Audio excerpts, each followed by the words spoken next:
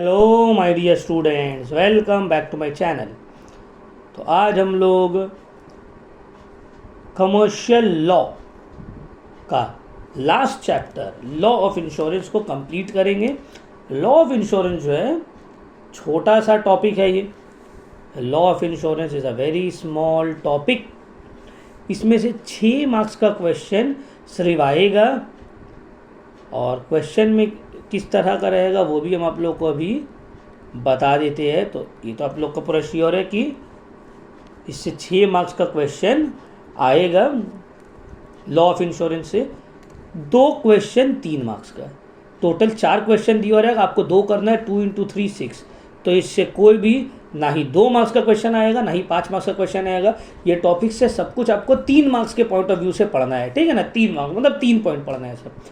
Chapter बहुत ही अच्छे है, one of my favourite topic है इंश्योरेंस। तो इंश्योरेंस जो है it is one of my favourite topic. इसका advantage, objective of insurance, essential elements, types of insurance, सब कुछ है। फिर लाइफ इंश्योरेंस है, जनरल इंश्योरेंस है, ये सब को हम लोग पढ़ेंगे। एकदम ईजी लैंग्वेज में आप लोग को समझा देंगे, ठीक है। तो चलिए स्टार्ट करते हैं। सबसे पहले इंश्योरेंस। इंश्योरेंस का मतलब क्या होता है? देखो हम लोग को पता है, देखती हो ना, इंश्योरेंस का ऐड आता है कि आपके बाद क्या होगा आपके बीवी बच्चों का, क्या करेंगे वो, अभी लीजिए लाइफ इंश्योरेंस, ऐसे करके देते हैं ना कि मर गया आदमी जा क्या होगा, तो तुम तो चले गई, हमें फंसा के चले गई। वो औरत बोलती है इसे, उसको ये दुख नहीं है कि हस्बैंड मर गया, उसको दुख है कि बेचारा पैसा नहीं आ रहा। बोलो कैसा कैसा लोग हैं यहाँ पे, ठीक है। तो होपफुली आप लोग देखे होंगे ये सब ऐड। ऐसा नहीं है कि समथिंग वेरी न्यू कि हम ही देखे आप लोग नहीं देखे, नहीं, सब मिलके ही देखे होंगे इसको हम लोग, ठीक है ना। तो चलिए स्टार्ट करते हैं हम लोग। तो इंश्योरेंस का मतलब क्या है? Insurance is a contract. Insurance क्या है? एक कॉन्ट्रैक्ट है जहां पे one party known as the insurer, मतलब इंश्योरेंस कंपनी, वो प्रॉमिस करता है अनदर पार्टी को जो इंश्योरेंस करवा रहा है, इंश्योर्ड जिसको हम लोग बोलते हैं, ठीक है ना। इंश्योरर मतलब कंपनी, इंश्योर्ड मतलब पर्सन। इंश्योरर इंश्योर्ड को बोलता है कि तुम हमसे पॉलिसी ले लो, बदले में प्रीमियम दो, और कुछ भी नुकसान अगर हुआ तो हम उसका भरपाई करेंगे, हम उसका भरपाई करेंगे। इसको ही क्या बोलते हैं? इंश्योरेंस। तो देखो, insurance is a contract whereby one party, इसका मतलब है insurer, agrees to compensate for the loss suffered by another party known as the insured due to uncertain event. को एक अनसर्टेन इवेंट की वजह से in return of a monetary consideration called premium. बोले बदले में आपको क्या देना होगा? प्रीमियम देना पड़ेगा। अब इंश्योरेंस का ऑब्जेक्टिव क्या है या एडवांटेजेस? अनसर्टेनिटी रिमूव करता है। भाई मेरा फ़ोन है, चोरी हो गया तो इंश्योरेंस करवा लीजिए ना। सबसे इंपॉर्टेंट हेल्थ इंश्योरेंस, अभी रिसेंटली में हम करवाए हेल्थ इंश्योरेंस। क्यों भाई? बीमारी कभी भी आ सकता है, एक्सीडेंट कभी भी हो सकता है। मान लो खुदा ना करे, अल्लाह ना करे, भगवान ना करे, कोई बीमार हो गया, ठीक है। अब उसका बीमारी के पीछे 5 लाख रुपए का खर्चा है। एक मिडिल क्लास फैमिली 5 लाख रुपये उसके लिए बहुत बड़ा बात है भाई। मतलब वो जुगाड़ अगर कर भी रही है, इतना उधारी हो जाएगा, उसको चुकाने में 2-3 साल लग जाएगा। इंश्योरेंस ले लिए, अनसर्टिनिटी रिमूव। अब पता है कि यार अगर कोई बीमार पड़ा भी, हेल्थ इंश्योरेंस तो है, लॉस को आपका कवर करवा देता है। मान लो आप स्टॉक को इंश्योरेंस करवा दिया और स्टॉक चोरी हो गया तो आपका इंश्योरेंस किया हुआ लॉस कवर हो गया। ओनली स्मॉल लॉस, मतलब इसके बदले में आपको स्मॉल प्रीमियम देना पड़ता है। जैसे कि देखो हम जो है अभी 7 लाख रुपये का हेल्थ इंश्योरेंस करवाए, मेरा प्रीमियम है साल का 7,000 रुपये। कितना है? साल का 7,000 रुपया। अब मान लो मेरा अभी एज है 29, ठीक है। हम ऑन एन एवरेज इंसान के 60-65 साल जीते हैं। मान लो हम 70 ईयर्स तक जी गए, 60-70 ईयर्स तक जी गए, बहुत बेस्ट मान लो 40 साल हम जी लिए। तो 40 साल ऑन एन एवरेज हम 7,000 रुपये करके दे रहे हैं। मान लो थोड़ा थोड़ा प्रीमियम बढ़ा भी, मान लो 10,000 रुपये करके दे रहे। 40 साल में अगर हम 10,000 रुपये करके दे रहे हैं तो टोटल हम प्रीमियम कितने भरे? 4 ही लाख तो भरे। इतना साल में 40 साल में हम कितना भरे?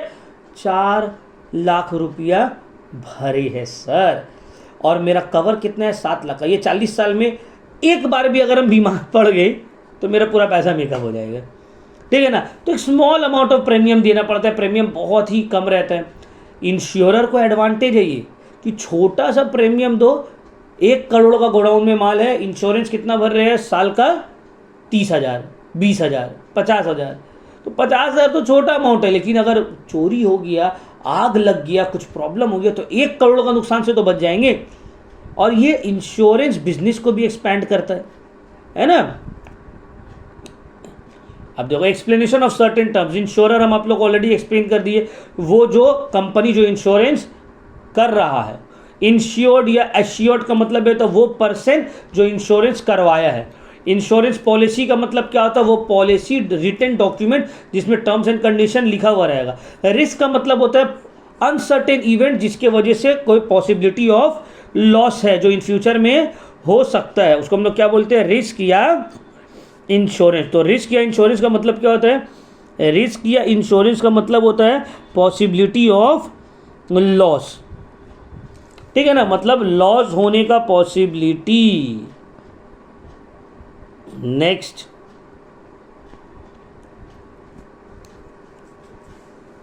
आगे बढ़ते हैं। प्रीमियम, प्रीमियम का क्या मतलब है सर, प्रीमियम का मतलब होता है कि ये जो चीज़ हो रहा है ये फ्री में नहीं हो रहा है, आपको बदले में मंथली या ईयरली एक पेमेंट करना पड़ेगा इंश्योरेंस कंपनी को। यही मंथली और ईयरली जो पेमेंट है इसी को हम लोग क्या बोलते हैं, प्रीमियम। क्या बोलते हैं, प्रीमियम। फिर आते हैं कवर नोट। कवर नोट में रिटन एक्नॉलेजमेंट रहेगा जिसमें प्रपोजल एक्सेप्ट किया गया है, फर्स्ट प्रीमियम रिसीव हुआ है, रेगुलर पॉलिसी जो लेटर ऑन इशू होगा वो सब रहेगा, ठीक है। तो जो आपको याद रखना है, क्या याद रखना है सर, इंश्योरर का मतलब, इंश्योर्ड का मतलब और प्रीमियम का मतलब, ये 3 चीज़ आप लोगों को याद रख लेना, ठीक है। अब देखो वेरी वेरी इंपॉर्टेंट, हम ये आँख बंद करके मेरा बात के ऊपर 200% विश्वास कर लो कि ये वाला क्वेश्चन आएगा ही आएगा, नहीं आएगा एकदम ऐसा हो नहीं सकता है। प्रिंसिपल ऑफ इंश्योरेंस लिख दो, पेपर लीक क्वेश्चन, कि सर बोले हैं कि इंश्योरेंस ऑफ प्रीमियम 220% आएगा, ठीक है। 3 मार्क्स का बोले ना, 3 मार्क्स का 2 क्वेश्चन रहेगा ये टॉपिक से, जिसमें से एक 100% ये रहेगा ही रहेगा without an iota of doubt. इसमें कोई डाउट नहीं है कि ये नहीं रहेगा, 100% ये रहेगा सर, ठीक है। Principles of insurance. नेक्स्ट, अब देखो प्रिंसिपल ऑफ इंश्योरेंस को हम नॉर्मल लैंग्वेज में आप लोग को एक्सप्लेन कर रहे हैं इजी में। सबसे पहला है, देखो प्रिंसिपल ऑफ इंश्योरेंस का मतलब होता है कि वो प्रिंसिपल जिसके विदाउट इंश्योरेंस पॉसिबल नहीं है। Utmost good faith, utmost good faith का क्या मतलब है, अटमोस्ट गुड फेथ जो one of the principle of insurance है, इसका मतलब होता है कि जब आप इंश्योरेंस ले रहे हैं तो जो भी सब्जेक्ट मैटर आपका इंश्योरेंस का है उसको आप लोग पूरा तरीके से डिस्क्लोज कर दीजिए, कोई भी चीज़ छुपाइए मत। क्यों, क्योंकि इसके बेसिस पे ही इंश्योरेंस कंपनी आपका प्रीमियम डिसाइड करेगा और इसके बेसिस पे ही आपका पॉलिसी इशू होगा या नहीं होगा वो आपको पता चलेगा। अब आप कुछ छुपा लेते हैं, जैसे कि फॉर एग्जांपल मान लो हम एक हेल्थ इंश्योरेंस लिए, ठीक है। अब मेरा थोड़े दिन पहले एक ऑपरेशन हुआ था, अब हम एक हेल्थ इंश्योरेंस लिए और वहाँ पे मेरा जो हेल्थ कंडीशन है, जो थोड़े दिन पहले मेरा एक ऑपरेशन हुआ, हम सोचे इसको छुपा लेते हैं। क्यों, अगर बोल देंगे तो प्रीमियम बढ़ा देगा, हो सकता है हमको पॉलिसी ना भी मिले, तो हम चुप से ये बात को अपने तक ही रख लिए। इंश्योरेंस कंपनी तो आके हमको देख रहा नहीं है, इंश्योरेंस कंपनी सोचा हाँ भाई जैसे ये बोला हट्टा कट्टा है, ठीक है चलो इसका प्रीमियम ये रहेगा, इसको इंश्योरेंस इशू कर दिए। अब कल को 4-5 साल बाद हम बीमार पड़ जाते हैं, क्लेम में डाले, वहाँ पे इंश्योरेंस कंपनी तो पूरा मेडिकल हिस्ट्री चेक करेगा, क्या बीमारी है, क्यों हुआ था, इससे पहले कुछ हुआ था क्या। अब इंश्योरेंस कंपनी को पता चला अरे तेरा इंश्योरेंस लेने से पहले तो इसका ये ऑपरेशन हो गया था, जो कि ये तो बताया नहीं हम लोगों को, इसका क्लेम कर दो रिजेक्ट। अभी जो हम 5 साल प्रीमियम भरे, मेरा पैसा हो गया वेस्ट। क्यों, बिकॉज हम ये जो प्रिंसिपल है अटमोस्ट गुड फेथ, इसको हम फॉलो नहीं किए। तो हमको क्या करना है, हम बता दिए कि हाँ भाई देखिए 2-3 साल पहले मेरे ऑपरेशन हुआ था, इंश्योरेंस कंपनी पेपर मांगा, उससे रिलेटेड क्या ऑपरेशन हुआ था, हम पेपर सबमिट किए, चेक किया, बोला हाँ चलो ये तो ऑपरेशन था, ठीक हो गया, चलो मामला क्लियर। मेरा जो प्रीमियम है वो थोड़ा सा नॉर्मल लोगों से बढ़ा हुआ रहा। अब हमको अभी लगता होगा या सब बोलेगा बेवकूफ़ है, क्या दरकार था बताने का इसको, बेवकूफ़ी नहीं है बाबू, ये वाला स्मार्टनेस है। क्यों?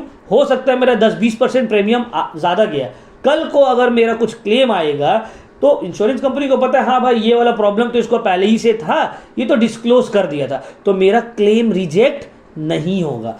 तो क्यों? क्योंकि हम ये प्रिंसिपल ऑफ इंश्योरेंस को पढ़े हैं और हमको पता है कि प्रिंसिपल ऑफ इंश्योरेंस में अटमोस्ट गुड फेथ है। मतलब आप जो इंश्योरेंस करवा रहे हैं उससे रिलेटेड सब सब्जेक्ट मैटर आप बता दो इंश्योरेंस कंपनी को, क्योंकि आप कोई भी चीज़ अगर छुपाते हो बाद में अगर कंपनी को पता चलता है तो आपका क्लेम रिजेक्ट हो जाएगा। समझ में आया?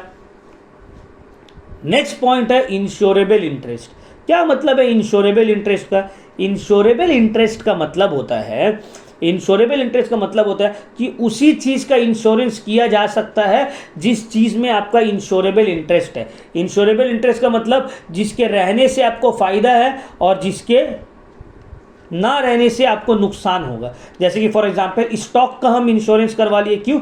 स्टॉक है तो मेरा फ़ायदा है, कल को स्टॉक खराब हो गया, चोरी हो गया तो मेरा नुकसान होगा ना, तो इसको बोलते हैं इंश्योरेबल इंटरेस्ट। ठीक है ना? घर का इंश्योरेंस करवा सकते हैं, क्यों भाई? मेरा घर से हमको बेनिफिट है, कल को घर टूट गया, घर में कुछ हो गया तो हमको तो नुकसान हो जाएगा ना। ठीक है? फिर आता है इंडेमनिटी। इंडेमनिटी का मतलब क्या होता है? इंडेमनिटी का मतलब होता है कि जिस चीज़ का इंश्योरेंस करवाए हो उस चीज़ की वजह से नुकसान होगा तो कंपनी आपको कंपेंसेट करेगा।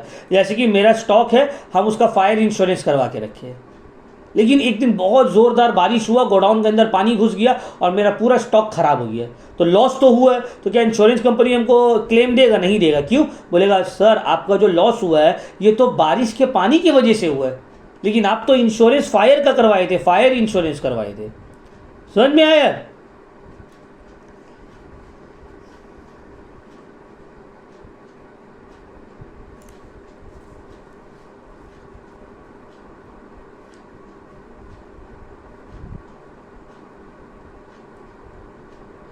एंड जितना आपका नुकसान हुआ है उतना ही आपको कंपेंसेट किया जाएगा। कंट्रीब्यूशन क्या मतलब है? मान लीजिए हम सोचे यार मेरा जो स्टॉक 1 लाख रुपये का है, हम 1-1 लाख रुपये का 10 कंपनी से इंश्योरेंस करवा ले रहे, जब नुकसान होगा तो 200 कंपनी से 1-1 लाख रुपये ले लेंगे, 12 लाख रुपये आ गए मेरे पास, फ़ायदा हो गया। नहीं, यहाँ पे प्रिंसिपल ऑफ कंट्रीब्यूशन अप्लाई होगा। मतलब आप भले 10 कंपनी से इंश्योरेंस करवा के हो, आपका टोटल नुकसान 1 लाख हुआ है तो 10 मिला के आपको 1 लाख देगा, उल्टा आपको प्रीमियम 10 जगह भरनी पड़ गया। लेकिन ये प्रिंसिपल ऑफ कंट्रीब्यूशन जो है ये लाइफ इंश्योरेंस के ऊपर एप्लीकेबल नहीं है, क्योंकि इंसान लाइफ इंश्योरेंस करवाता है 1-1 लाख रुपये का या 10-10 लाख रुपये का 10 जगह, तो जब वो मर गया तो 10 लाख रुपये 10 जगह से उसको मिलेगा। क्यों? क्योंकि लाइफ का कोई वैल्यू नहीं है, लाइफ इज़ वैल्यूएबल, प्राइसलेस। लेकिन स्टॉक का, सामान का तो वैल्यू है, तो उसका जितना का नुकसान हुआ है आपको सब मिलाकर उतना ही देगा। डॉक्ट्रिन ऑफ सब्रोगेशन क्या मतलब है? डॉक्ट्रिन ऑफ सब्रोगेशन का, डॉक्ट्रिन ऑफ सब्रोगेशन का मतलब होता है जो चीज़ का आप इंश्योरेंस करवाए हैं, जो चीज़ का इंश्योरेंस आप करवाए हैं, तो उस चीज़ का क्लेम मिलने के बाद वो इंश्योरेंस कंपनी का प्रॉपर्टी हो जाएगा। क्या मतलब है इसका? आपका फ़ोन हरा गया, इंश्योरेंस किया हुआ था, आप क्लेम ले लिए, क्लेम मिल गया आपको, 2 महीने बाद फ़ोन भी मिल गया, तो फ़ोन अब इंश्योरेंस कंपनी ले लेगा, आपको नहीं मिलेगा। क्यों? क्योंकि आपको तो क्लेम दे दिया ना, तो अब ये जो प्रॉपर्टी है वो इंश्योरेंस कंपनी को हो गया। और सर हमको मेरा फ़ोन वापस चाहिए, तो क्लेम का पैसा वापस करिए। समझ में आया? Doctrine of subrogation, doctrine of subrogation का क्या मतलब है? समझ में आया ना? अच्छा, लॉस मिनिमाइजेशन क्या मतलब है? लॉस मिनिमाइजेशन का, लॉस मिनिमाइजेशन का मतलब होता है, मान लो तुम्हारा फायर इंश्योरेंस किया हुआ है 10 लाख रुपये का, तुम्हारा गोडाउन में स्टॉक है 10 लाख का, आग लग गया, 1 लाख रुपये का माल जल गया, तुमको फ़ोन किया मार्केट से कि भाई जल्दी आइए, आपका दुकान में, आपका गोडाउन में आग लग गई है, जल्दी आइए आग बुझाइए। तुम बोले था सलाडा जलने दो, ऐसे भी सब पुराना माल है, अब मेरा तो इंश्योरेंस किया हुआ है। सुबह उठ के पता चला कि 1 लाख का माल जला था, लेकिन क्योंकि कोई आग बुझाए नहीं तो पूरा का पूरा 10 लाख का माल जल गया। तुम बोले कोई दिक्कत नहीं है, तुम गए जाके इंश्योरेंस पॉलिसी निकाले और जाके पॉलिसी में क्लेम मार दिया कि भाई आग लगा, 10 लाख रुपए का माल जल गया। इंश्योरेंस कंपनी इंक्वायरी किया, अगल बगल आपका जो दुश्मन था, दोस्त, जो दुश्मन अंदर से और ऊपर से दोस्त है, वो लोग बोल दिया अरे यार माल तो 1 ही लाख का जला था। हम लोग फ़ोन किया, बेटा उठा नहीं, बोला जाओ छोड़ दो, रहने दो, इंश्योरेंस किया हुआ है। अब इंश्योरेंस कंपनी को पता चल गया कि एक्चुअल में नुकसान 1 ही लाख रुपये का था, इसका नज़रअंदाज करने की वजह से 10 लाख का नुकसान हो गया, तो वो जो क्लेम देगा 1 ही लाख का देगा, बोलेगा ये 9 लाख का नुकसान को रोका जा सकता था, ये 9 लाख का नुकसान को रोका जा सकता था, लेकिन आप कोई स्टेप नहीं लिए, आप बोले इंश्योरेंस तो किया हुआ है, छोड़ो ना, हटाओ, कुछ नहीं होगा। तो इसको बोलते हैं लॉस मिनिमाइजेशन, कि आपको नुकसान को अपना कम से कम करना है। आप ये सोच के नुकसान को कम नहीं कर रहे कि इंश्योरेंस किया हुआ है तो इंश्योरेंस कंपनी जितना आपके नज़रअंदाज करने की वजह से नुकसान होगा उसका क्लेम नहीं लेगा। फिर कॉजा प्रॉक्सिमा, जो हम एक्सप्लेन किया, कॉजा प्रॉक्सिमा का मतलब जिस चीज़ के लिए इंश्योरेंस किया हुआ है उसी चीज़ से नुकसान होगा तो आपको कंपनसेशन मिलेगा, अदर देन दैट आपको कंपनसेशन नहीं मिलेगा। ठीक है, अब आते हैं double insurance. Sir double insurance का क्या मतलब है? डबल इंश्योरेंस का मतलब होता है गेटिंग सेम चीज़ का एक से ज़्यादा इंश्योरेंस कंपनी के पास जाकर इंश्योरेंस करवाना है, इसको बोलते हैं डबल इंश्योरेंस। तो डबल इंश्योरेंस सिर्फ लाइफ इंश्योरेंस में ही फ़ायदेमंद होता है, अदर देन लाइफ इंश्योरेंस में कोई भी जगह आप डबल इंश्योरेंस करवाएगा तो डॉक्ट्रिन ऑफ कॉन्ट्रीब्यूशन लग जाएगा। मतलब आपका बाइक है 1 लाख रुपये का, आप 2 जगह 1-1 लाख का अगर इंश्योरेंस करवा भी लिए तो अगर आपका बाइक का चोरी हुआ या नुकसान हुआ तो ये लोग दोनों मिलाकर आपको 1 लाख रुपए देगा, आप प्रीमियम जबकि 2 जगह भरे तो आपका नुकसान हो गया। तो डबल इंश्योरेंस लाइफ इंश्योरेंस में ही फ़ायदेमंद है कि अगर कुछ हो गया 1-1 लाख का है तो 1-1 लाख दोनों मिलाकर आपको 2 लाख मिल जाएगा। ठीक है ना। हम जब स्कूल से पढ़े हुए सेंट सेबेस्टियन, वहाँ पे कॉमर्स के टीचर है, सुदीप्तो नाम है, पूरा नाम नहीं पता, सुदीप्तो सर हम लोग बोलते थे। तो वो और जब हम लोग ये चैप्टर पढ़ा रहे थे तो बोले थे कि मेरा बहुत सारा लाइफ इंश्योरेंस लिया हो। क्यों ना, थोड़ा गुस्सा वाला आदमी था, मतलब स्ट्रिक्ट टीचर था। तो हमको पता है हम इतना गुस्सा वाला आदमी है, कभी हम किसी से लड़ाई झगड़ा हो गया, हमको मार वार दिया तो मेरा फैमिली तो सिक्योर रहेगा ना। तो इसके वजह से बोले मेरा 10-12 इंश्योरेंस पॉलिसी लिया हुआ है बाबू। तो फायर इंश्योरेंस, मेराइन इंश्योरेंस में डबल इंश्योरेंस का कोई फ़ायदा नहीं। तो डबल इंश्योरेंस देखो, more than one policy can be obtained against same subject matter, all policies same subject matter का रहता है, सब में रिस्क कवर्ड रहता है वो सेम रहता है, risk in all policies same period के लिए कवर्ड रहता है, सब में इक्वली इंश्योरेबल इंटरेस्ट रहेगा। पॉलिसी समझ में आ रहा बात। डबल इंश्योरेंस जो है वो सिर्फ लाइफ इंश्योरेंस में बेनिफिशियल है, जैसे कि हम बताएं, अदर देन लाइफ इंश्योरेंस में इसका कोई फ़ायदा नहीं है। अब आते हैं री इंश्योरेंस। तो री इंश्योरेंस अलग चीज़ है। री इंश्योरेंस का क्या मतलब होता है, देखो ध्यान से हम समझाते हैं। अब देखो, मैराइन इंश्योरेंस मेनली जो शिप में सामान जाता है एक कंट्री से दूसरा कंट्री, जैसे कि फॉर एग्जांपल मान लो ऑयल का पूरा बैरल भर के आ रहा है, अब टोटल कितना का ऑयल है, उसमें 10,000 करोड़ का ऑयल है। कंपनी इंश्योरेंस करवा लिया इंश्योरेंस कंपनी से कि भाई 10,000 करोड़ का मेरा तेल जो है ये जा रहा है रशिया से इंडिया, अगर रास्ता में कुछ हो गया समंदर में तो इंश्योरेंस कंपनी हमको देगा। अब इंश्योरेंस कंपनी इंश्योरेंस तो ले लिया, लेकिन उसको भी अंदर में डर कि बाप रे बाप, अगर कुछ शिप में हुआ तो 10,000 करोड़ हम कहाँ से देंगे, मेरे तो कंपनी का दिवाला निकल जाएगा पूरा। वो क्या किया, इंश्योरेंस एक्सेप्ट किया और इसको लेकर 10 अलग अलग कंपनी के पास चला गया और सबके साथ प्रीमियम शेयर किया और बोला 1,000 करोड़ का इंश्योरेंस जो है 10 मिलकर हम लोग देंगे, कभी अगर कुछ हुआ तो 1,000 करोड़ सबको मिलकर देना पड़ेगा। तो इसको हम लोग बोलते हैं री इंश्योरेंस। मतलब कंपनी दो के पास नहीं की है, कंपनी जो है मतलब इंश्योर्ड जो है पर्सन जो है वो एक ही इंश्योरेंस कंपनी के पास गया, इंश्योरेंस कंपनी खुद से जाके अलग अलग कंपनी के साथ आपस में कॉन्ट्रैक्ट कर लिया, इसको बोलते हैं री इंश्योरेंस। ये जनरली मैराइन इंश्योरेंस में देखा जाता है क्योंकि इसमें रिस्क बहुत ज़्यादा हाई रहता है। कैरेक्टरिस्टिक्स क्या है इसका, ये इंश्योरेंस कॉन्ट्रैक्ट है दो कंपनी के बीच में, ठीक है ना। जब रिस्क बहुत ज़्यादा लिमिट के बाहर रहता है कोई एक पर्टिकुलर कंपनी का, तब जो है री इंश्योरेंस देखने को मिलता है, ठीक है। ये भी कॉन्ट्रैक्ट ऑफ इंडेमनिटी है, मतलब जितना नुकसान हो उतना ही दिया जाएगा। ये इंश्योरर जो अश्योर्ड उसका ओरिजिनल जो कॉन्ट्रैक्ट रहेगा वो एक ही कंपनी के साथ रहेगा, ठीक है। देखो री इंश्योरेंस में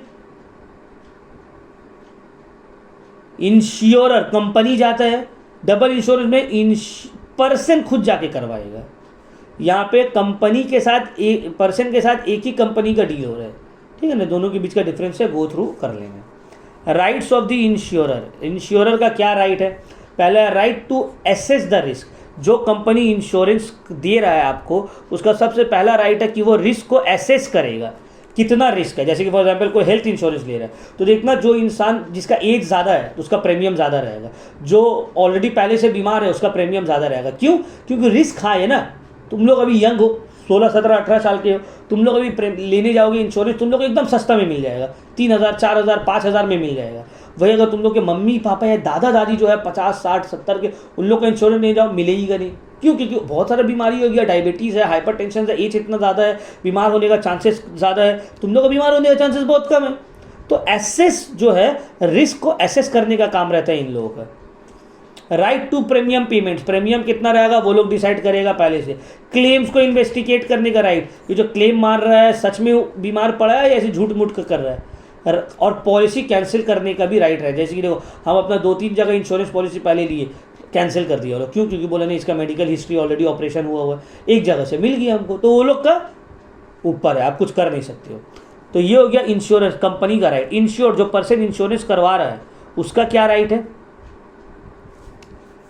राइट टू फुल डिस्क्लोजर। भाई पॉलिसी होल्डर को पॉलिसी के बारे में सब कुछ पता रहना चाहिए, क्या कब कैसे क्या होगा, टाइम में क्लेम मिल जाना चाहिए। नॉमिनी हम अपना चूज करेंगे, अगर हम मर गए तो लाइफ इंश्योरेंस का पैसा किसको मिलेगा।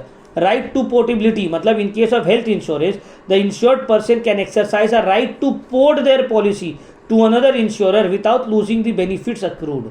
जो बेनिफिट है उसके साथ, जैसे सिम में होता है ना भाई, हम जियो से जो है एयरटेल में चले गए, एयरटेल से जो है वी में चले गए, पोर्ट कर सकते हैं। तो उसी तरह हेल्थ इंश्योरेंस में भी, जैसे कि अभी हम मान लो स्टार हेल्थ इंश्योरेंस ले गया, कल को हमको पता चला नहीं हमको जो है टाटा का लेना है तो हम टाटा में स्विच कर सकते हैं। This means the policy holder can not be deterred with bad services and be force to stay there for life, rather they can switch over to better insurance product if they so desire. Right to grievance redressal, if the insured for any reason, उसको लगता है कि नहीं मेरे साथ तो गलत हुआ है, तो आप जो है कंप्लेन कर सकते हैं, आपका कंप्लेन को सुना जाएगा। अब duties of the insurer, company का क्या ड्यूटी है? Duty to act in good faith. बिना मतलब का इंश्योरेंस अगर आप रिजेक्ट करोगे तो आपको आपके अगेंस्ट लीगल एक्शन लिया जा सकता है। Duty to provide insurance policy documentation, पूरा डॉक्यूमेंट्स आपके पास आपको प्रोवाइड करना होगा, एवरीथिंग। अब तो ये भी सिस्टम हो गया ना कि अभी रिसेंटली हम देखे थे, आप जो इंश्योरेंस लेने के वक्त पॉलिसी लेने के वक्त एजेंट से बात करते हैं तो ये वो कॉल रिकॉर्डिंग कंपनी आपका अपलोड कर देता है आपके इसमें, आप कभी भी उसको सुन सकते हैं, जिसमें आप खुद पूरा डिस्क्लोज किए सब कुछ कि हमको ये बीमारी है, ये everything. Duty to access and settle claims, duty to settle grievances. अब इंश्योर्ड जो पर्सन इंश्योरेंस करवा रहा है उसका क्या ड्यूटी है? भाई करेक्ट इन्फॉर्मेशन प्रोवाइड कर दो, कुछ छुपाओ मत, प्रीमियम टाइम में पे करो, जो भी क्लेम का प्रोसीड्यूर है उसको पूरा फॉलो करो, ठीक है ना, और अपना लॉस को मिनिमाइज करने का कोशिश करो, ठीक है। टाइप्स ऑफ इंश्योरेंस, अब देखो मेनली इंश्योरेंस को 2 कैटेगरी में डिवाइड किया गया, एक होता है लाइफ इंश्योरेंस और दूसरा होता है general insurance, GIC general insurance, और एक होता है LIC लाइफ इंश्योरेंस कॉर्पोरेशन। अब जनरल इंश्योरेंस में motor insurance, fire insurance, health insurance, marine insurance, ये सब आ जाता है, ठीक है। गुड्स का भी इंश्योरेंस होता है। लाइफ इंश्योरेंस तो पता ही है हम लोगों को, है ना भाई, लाइफ का इंश्योरेंस। अब ये 2 तरह का होता है, एक होता है टर्म लाइफ इंश्योरेंस, दूसरा होता है money back life insurance. Term life insurance में क्या हुआ, जैसे कि फॉर एग्जांपल आप पॉलिसी भर रहे हैं, 60 साल तक का आपका इंश्योरेंस है, आप प्रीमियम पे करें, अगर 60 साल के अंदर आप मर गए तो आपका जो पैसा है वो आपका जो भी नॉमिनी है उसको मिल जाएगा। अगर आप नहीं मरे, 60 साल क्रॉस कर गए, तो जो भी प्रीमियम आप दिए वो कंपनी का हो जाएगा, आपको वापस नहीं मिलेगा। और मनी बैक गारंटी पॉलिसी में क्या है, 60 साल तक आप पैसा भर रहे हैं, अगर इस दौरान आप मर गए तो आपका बीवी को आपका पैसा मिल जाएगा या जो भी नॉमिनी है, और अगर आप नहीं मरे तो आपका जो भी क्लेम प्रीमियम आप दिए हैं कुछ बढ़ाकर या उतना ही आपको पूरा रिटर्न मिल जाएगा। तो अब तुम बोलोगे सर तो आदमी बेवकूफ़ थोड़ी है कि टर्म लाइफ इंश्योरेंस लेगा, मनी बैक वाले ही लेगा। बाबू टर्म लाइफ इंश्योरेंस में प्रीमियम कम रहता है और पॉलिसी वैल्यू ज़्यादा रहता है। जैसे कि फॉर एग्जांपल महीना का 1000 रुपया पे करो और आपको 1 करोड़ रुपये का इंश्योरेंस मिल जाएगा, और यहाँ पे आपको महीना का 10,000 रुपया पे करना पड़ेगा, तब जाके आपको 1 करोड़ का मिलेगा। समझ में आ रहा है बात? तो यही डिफरेंस है। नेक्स्ट है types of life insurance, already हम एक्सप्लेन कर दिए। अच्छा, सरेंडर वैल्यू, सरेंडर वैल्यू का क्या मतलब है? सरेंडर वैल्यू का मतलब होता है कि मान लीजिए बीच में आपको अपना लाइफ इंश्योरेंस को बंद कर देना है, तो सरेंडर कर सकते हैं, आपका पॉलिसी के ऊपर डिपेंड है। अगर पॉलिसी में सरेंडर अलाउड है तो आपको मिल जाएगा आपका पैसा, कुछ क्लेम लेम डिडक्ट करके। पॉलिसी में आप नॉमिनेट करोगे एक को, आपके बाद कौन आपका नॉमिनी है, सब लोगों को पता ही है। अच्छा, इफेक्ट्स ऑफ सुसाइड, सुसाइड जो है लाइफ इंश्योरेंस में जनरली कवर्ड नहीं होता है, ठीक है ना। सुसाइड कर ले लोगे आप तो नो मनी इज पेबल। नहीं तो ऐसे फिर क्या होगा, कोई भी भाई एक आदमी है बोल दिया हम अब ठीक है मेरा तो ज़िंदगी ख़त्म ही है, अपना बच्चे लोगों ने कुछ कर दे रहे, 100 करोड़ का इंश्योरेंस ले लिए और जाके सुसाइड कर लिए कि बच्चे लोगों को 100 करोड़ मिल जाएगा, तो ऐसे तो नहीं हो सकेगा ना, self murder.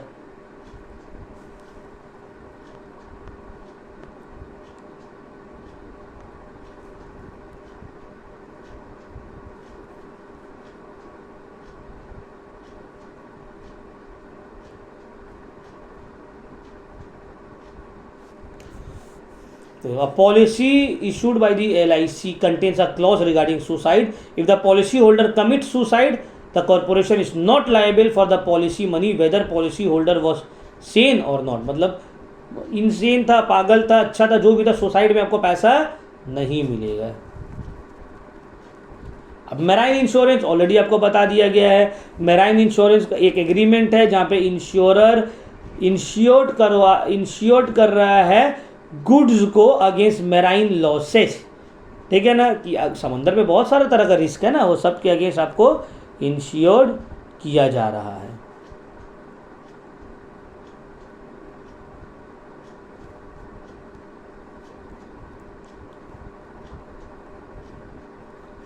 Next, features and requisites of a marine policy. Number 1, essential elements. A contract of marine insurance must fulfil all the essential elements. मतलब वही सेम है, essential elements, time of contract, policy, जो कि normal insurance का रहता है, ठीक है ना, insurable interest, good faith, disclose करना सब कुछ, ये सब। अब टाइप्स ऑफ इंश्योरेंस पॉलिसी, एक तो है वॉयज पॉलिसी। वॉयज पॉलिसी का मतलब contract is to issue subject matter at and from, मतलब कहाँ से कहाँ तक का इंश्योरेंस रहेगा। टाइम पॉलिसी, कितना टाइम तक का इंश्योरेंस रहेगा। वैल्यूड पॉलिसी, कितना वैल्यू का इंश्योरेंस हो रहा है। अनवैल्यूड पॉलिसी मतलब ये ओपन पॉलिसी, इसमें वैल्यू बताया नहीं गया है, ठीक है।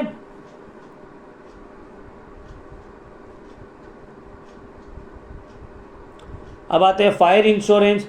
फायर इंश्योरेंस का मतलब insurance against any loss caused by fire. Fire से रिलेटेड कोई भी जो लॉस होगा उसके अगेंस्ट आपका इंश्योरेंस किया हुआ है, ठीक है ना। फायर का मतलब क्या होता है, सबको पता है।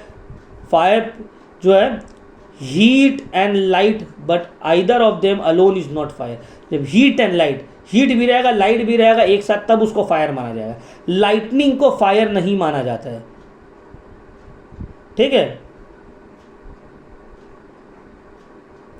लेकिन हो सकता है लाइटनिंग के वजह से कुछ इग्नाइट हो, डैमेज हो, तो फायर पॉलिसी में कवर हो सकता है। इलेक्ट्रिसिटी में भी सेम चीज़ है। तो देख रहे हो कितना टर्म्स एंड कंडीशन है। कैरेक्टरिस्टिक्स फायर इंश्योरेंस का सेम है जैसे बाकी सबका है।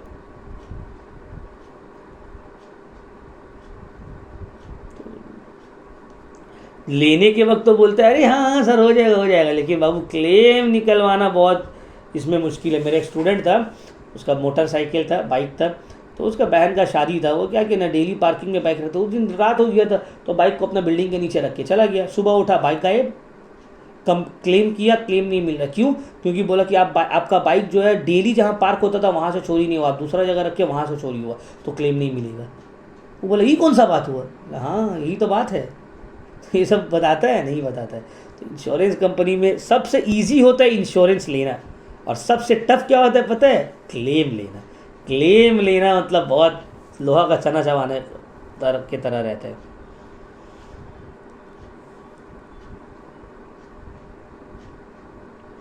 अब मेराइन इंश्योरेंस और लाइफ इंश्योरेंस के बीच का थोड़ा डिफरेंस आप लोगों को देख लेना है।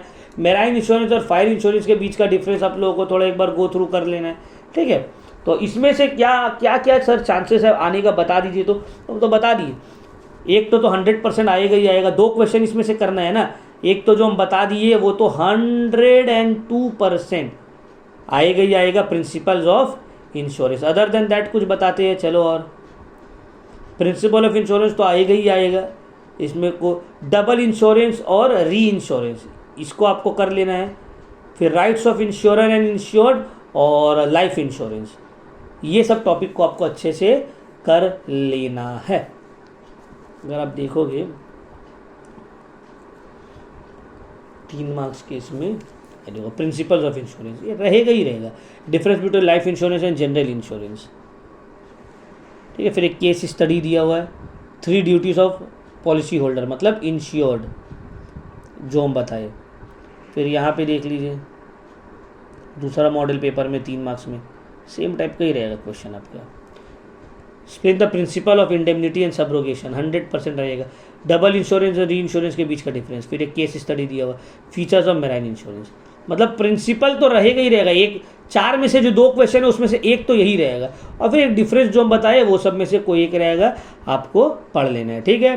तो हम लोगों का कमर्शियल लॉ का टॉपिक हो गया पूरा कंप्लीट, ठीक है।